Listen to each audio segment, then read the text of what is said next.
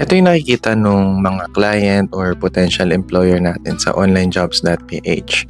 So kung may pro account sila, itong about section lang yung may access sila.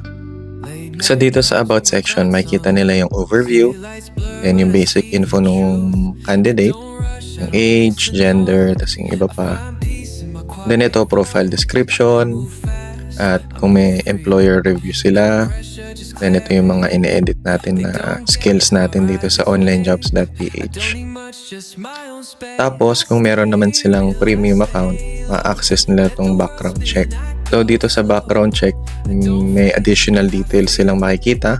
Yung ID score, proof, then yung account status, age, yan, makikita nila na lahat dyan. Itong email address, yung first few characters ng email mo makikita, pati mobile number, first few numbers makikita. Kung verified yung government ID mo, kailan ka nag-register, and then yung last IP na nag-login sila. Nakikita nila yan dito.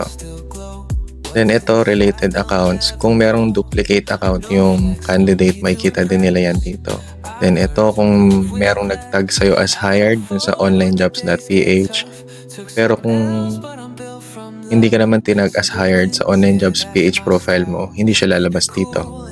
Then ito, yung mga jobs na nag-apply, yung applicant, makikita dito kung yung date, tsaka kung ilan applications nila nung araw na yon. Then ito, yung edit logs, kung ilang beses sila nag-edit ng profile nila, yung date, yung country, then yung first few numbers ng IP address nila, makikita dyan. Then yun na lahat ng makikita ng employer or potential employer mo dun sa onlinejobs.ph profile mo.